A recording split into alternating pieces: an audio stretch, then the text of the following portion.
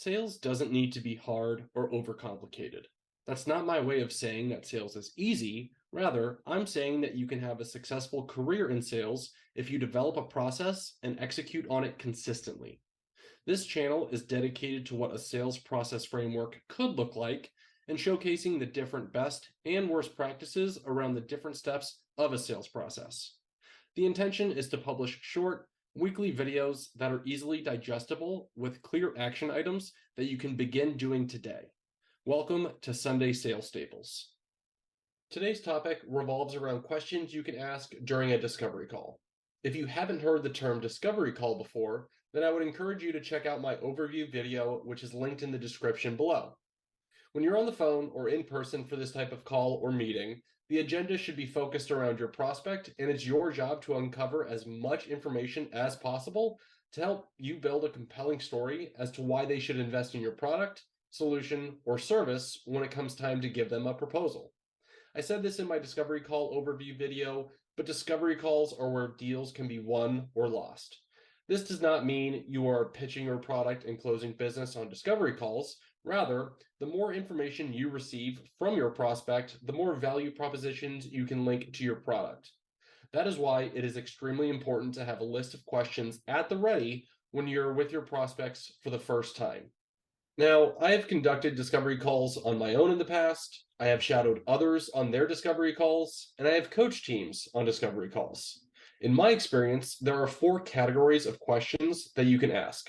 There are the current state versus future state questions, the value questions, the decision-making questions, and the follow-up questions. I'm going to define each category in this video. However, I do want to mention that not all of the questions I list is going to be a comprehensive list of all of the questions you can ask during a discovery call. There are plenty of quality questions out there, and I'm sure I've missed a laundry list of them while reviewing these questions here. If you don't see a question in this video that you like to frequently ask, then please leave a comment below so that I can learn from you. With that said, let's jump into these categories. The first category of questions is what I like to call current state versus future state. This is where you find out how your prospect is currently doing things versus how they would like to do things in the future. Ideally, there is a pain in their current process, and you'll be able to uncover how your product aims to eliminate those pains. Now, questions in this category can include, how are you currently performing? Insert a specific task that relates to your product. How have you tried to change that specific task in the past, and what was the outcome? Explain to me the pains that you and or your team experience on a daily basis, and tell me a little bit about the day-to-day operations of your team. As you listen in to your prospects' answers, don't be quick to jump into what their lives would look like if they had your solution. Rather, let them talk. Actively listen and then repeat these current operations and pain points later on during your proposal. Up next are what I like to call the value questions. These are the questions that begin to pull data and metrics into play as you start to understand the why behind your prospects. These are important because whenever you're going to pitch someone on a product, solution, or service, you need to have a measurable outcome for the decision-making team. Metrics are the key performance indicators that are aligned with your buyer's success, and they could be things like productivity metrics, revenue metrics, marketing metrics, finance metrics, or whatever other metrics that your prospects track in their roles and departments. Value questions can include, how is your team currently tracking productivity metrics? As you analyze the different solutions to the problem that you're trying to solve, how are you going to measure a successful implementation? For tools that you have purchased in the past, what was the ROI that was realized 6 to 12 months after implementation? Tell me about the goals that your department has been put in charge of for the first half of this year, and why are they a priority now? And then if pricing was equal between our product and our competitors, what features are you looking to get, and why are they valuable to your organization? Again, listen to your answers and make sure to repeat these answers later on when you're giving them their proposal. The third category is the decision-making questions. This is where you begin to figure out who will be involved in the decision-making process at your prospect account, what their timeline is for an implementation, and the budget they have behind it. Questions in this category can include, as you have implemented changes in the past, Who was involved in the decision-making process? What about the change management process? Who were the people responsible for implementing the change within your organization? What criteria does this product need to meet in order for you to select the right vendor? When are you looking to implement a solution like this?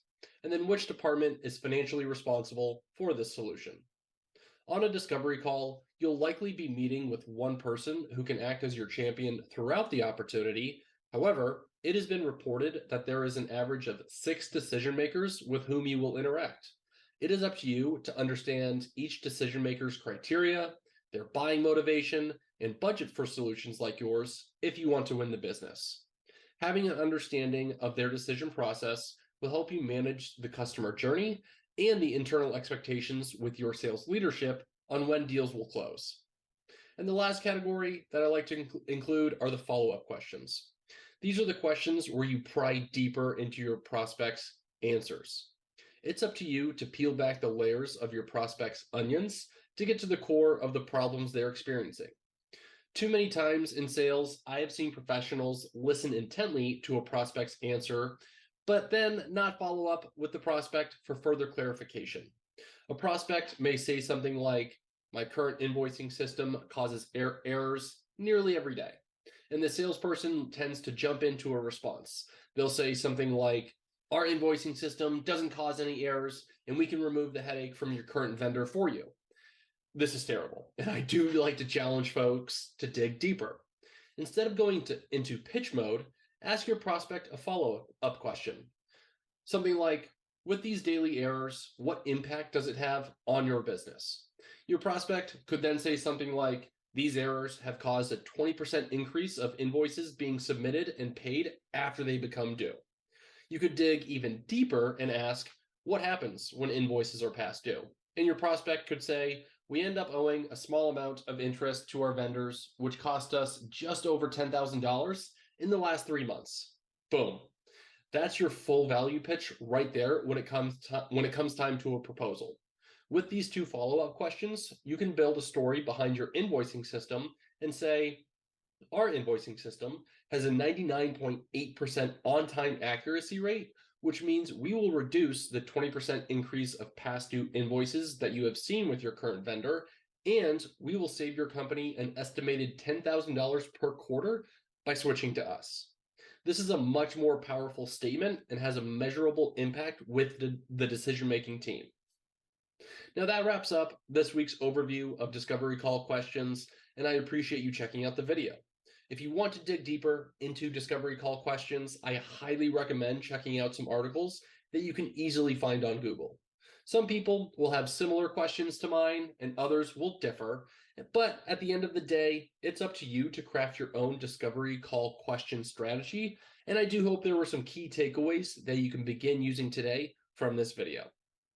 As I mentioned at the beginning of the video, sales does not need to be hard. While sales is becoming vastly more complex with metrics and data, your process does not need to be so convoluted that it isn't easily replicated. Keep coming back to the channel to learn more about how to simplify your process and win new business. And feel free to email me at sundaysalestaples@gmail.com or reach out on Instagram at sundaysalestaples. Thanks again for stopping by, and I'll catch you next week.